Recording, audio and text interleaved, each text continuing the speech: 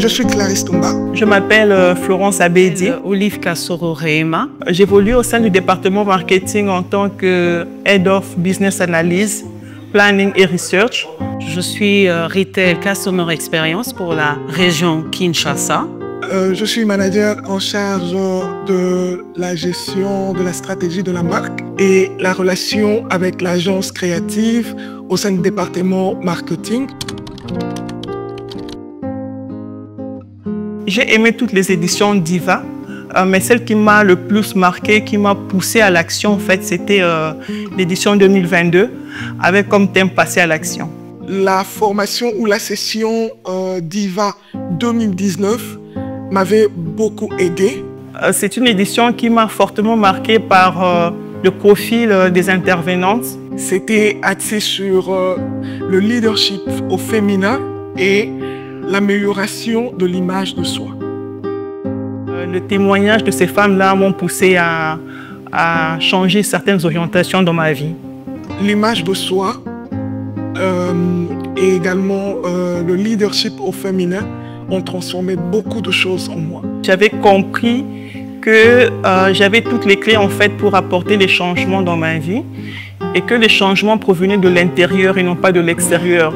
L'objectif de ces sessions, c'est de booster le niveau d'engagement de femmes. Donc j'ai dû me former et j'ai aussi saisi certaines opportunités qui s'offraient. Donc j'ai commencé en tant que journalière et une année après, c'est alors que j'ai signé un contrat de sous-traitance, toujours pas dans RTL. J'ai eu à passer dans plusieurs services au sein de la direction jusqu'aujourd'hui à être au niveau de la région Kinshasa où je suis en train de m'occuper de la satisfaction des clients dans nos services. C'est 4 ans après, 1er avril 2015, que je vais signer un contrat à durée indéterminée avec RTL. Et de lors, je commençais à gravir des échelons. Jusqu'à aujourd'hui, je me retrouve à la direction générale et en train de gérer la partie stratégique de la marque. Durant ce long parcours, j'ai eu à faire face à plusieurs défis. Tout au long de ma carrière, j'ai dû faire face à 2 défis majeurs. D'ordre d'abord professionnel, d'ordre santé et d'ordre marital. Le premier qui est la gestion des émotions et le deuxième qui est l'importance du regard des autres. J'étais la seule femme dans l'équipe et je devais vraiment relever ce défi d'être la meilleure, de donner le meilleur de moi. Nous avons souvent l'habitude de nous retirer, nous avons souvent l'habitude de nous mettre en arrière, de ne pas regarder ceux qui font mieux et de ne pas les imiter ou suivre leur exemple. Quand on laisse beaucoup de place aux émotions, en fait, ça vous sort carrément du cadre professionnel et donc vous ne donnez pas ce qui est attendu de vous. J'attendais plus la validation des autres, j'attendais plus qu'on me dise voilà, c'est bien. Il m'est arrivé plusieurs fois de pleurer, de m'enfermer par moments moi-même. Comment j'ai pu relever ces défis?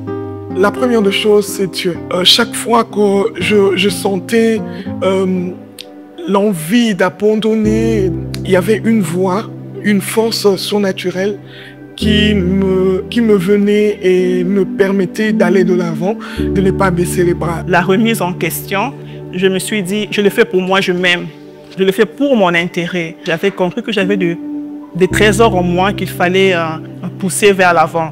La validation des autres, ce n'est pas important pour moi en fait. C'est qui je deviens tous les jours. Combien je suis en train de m'améliorer dans la vie de manière générale. Je faisais de tout mon mieux pour ne pas rester dans des cercles où il y avait des gens qui émettaient des idées, tendance à me décourager, tendance à m'affaiblir. J'ai décidé de m'aimer tout simplement. Donc là, il n'y a pas de chose à dire. Je m'aime et c'est d'abord moi. Donc ce que les gens disent, c'est bien, mais ça ne me définit pas forcément. J'ai un époux vraiment merveilleux. Il m'a même poussé à faire des études supérieures au-delà de ce que j'avais déjà. C'est vraiment un très grand support pour moi.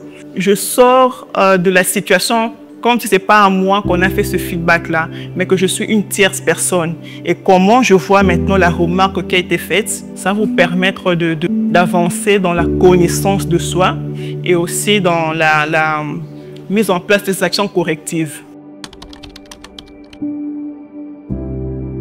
Un conseil pour une femme qui me suit ou qui me suivra peut-être après, c'est que, écoute, personne ne connaît ce par quoi tu passes mieux que toi-même. Reste accroché à ta vision. Écoute plus de Dieu, écoute plus de ceux qui te transmettent des ondes positives. Donc ce que je demande à toutes les dames, toutes celles qui veulent devenir leaders, c'est d'avancer au rythme du changement. C'est de lire, de se former, de parler avec des personnes qui sont expérimentées dans plusieurs disciplines, afin aussi, nous les femmes, de montrer ce que nous sommes. Si aujourd'hui je sais quand même parler devant les caméras, c'est parce que j'ai suivi des formations. Le conseil que je vais donner, c'est d'être une valeur sur laquelle on peut compter. Compte d'abord sur toi-même. Pour que tu comptes sur toi-même, tu dois te connaître, tu dois travailler sur tes imperfections, avoir de la confiance en soi.